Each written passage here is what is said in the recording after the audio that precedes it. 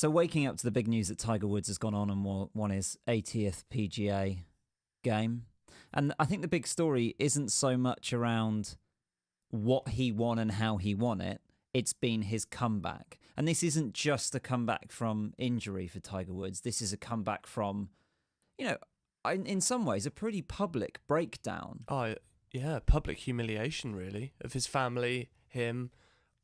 Real roller coaster of off-the-course stories involving him in so many different lights. And I think the question that everyone is sort of battling with that's not a hardcore golfing fan is, does Tiger Woods deserve redemption? Yeah. I mean, there's no question of the people that love golf. I mean, look at these images here yesterday. Just look at these. Yeah. There's tens of thousands of people stampeding onto a golf hole just to see him. So when the aerial shots, it looks like a flood's coming and Noah's just parked his ark across the way and they're all trying to get first dibs. He is such a spectacle. He's such a legend of the game and of sport in general that I suppose seeing him do that, and I guess most people thought it would never happen because the decline was pretty rapid after his off the course incidences, coupled with all of the injuries he's had of late. A year ago, he had spinal fusion surgery. So I think most people had just written him off now. They just thought of him as a novelty item that just carried on going around the tour and brought in the spectators, but was never going to win. I thought this was really powerful. Scratch Golf did this, and they played to Tiger all of the industry pundits saying that he was never going to play again. Justin Thomas's, Jordan Spieth's, Dustin Johnson's. No is the short answer. I'm sure you get this question a lot. Do you think he'll return his previous form? No. Do you think he stands a chance of being the Tiger Woods we once knew? No. No. Here's what's going to happen. He is not ever going to win another tournament. I don't think we'll ever see Tiger Woods win a golf tournament again. He's showing up at these brutal. tournaments pretty much knowing that he's not going to be there. The short game is gone. His health is gone. The next press release Tiger Woods should release should be, "I'm retiring." I have considered him now for the last 5-6 years a former golfer. That is absolutely savage, isn't it? It is, but I suppose it's like the complete story though when you think about it, because he was a young prodigy, so he was like the underdog going into these tournaments as like the young girl on the tour, so everyone loved the underdog. Then he was like in legendary can't touch me status, and then people in terms of the story, loved the fall from grace, which happened all off the course, didn't it, with his wife and the drink problems and the car crash, and the whole thing was a massive car crash. And now the redemption is back from the dead, wins a PGA Tour to make it his 80th. And his fans are obviously going mental. I mean, this guy Marshall tweeted saying, "I don't care what anyone says. My golfing hero is Tiger.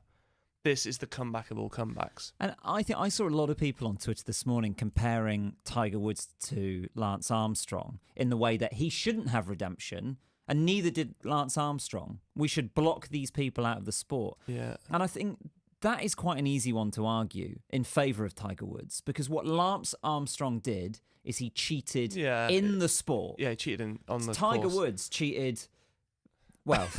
in many ways. Oh, yeah. Yeah, no, elsewhere. Golf-wise, it's a redemption story that should be celebrated because he went from the top of the game, not down to the bottom, but off the grid, and now back again. I think that's a really great thing in terms of the sport, but that is the massive dilemma we have with sports stars, and it does happen with music and sort of movies to an extent, is that you have these people who loved football or loved golf and just wanted to play it every day and happened to be unbelievable at it.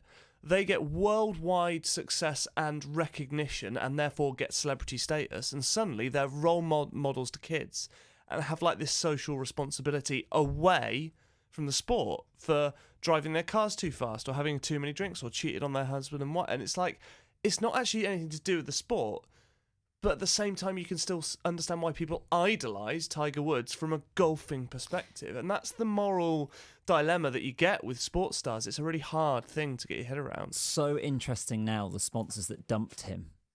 Yeah, that's true. How they'll be feeling. That might be part of the redemption story when, blah, blah, blah, come to approach him again to say, actually, I don't know. Yeah. But the movie should be fun. It's going to happen. That's going to happen. Yeah, who's going to play him? Is it Forrest Whitaker? Is that who played the diver in that film? It's Forrest Whitaker I'm thinking about, isn't it? Is it? Yeah.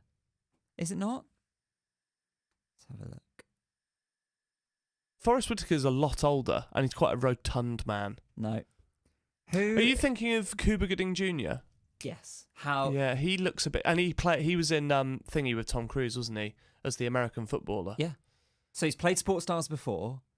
Yeah. And he looks like him. That's a good one. I like that one. If you enjoyed that conversation, then continue. Click subscribe. Oh, you can also download our podcast as well. Just search Ollie Si on iTunes or click the link below in the description. What you said.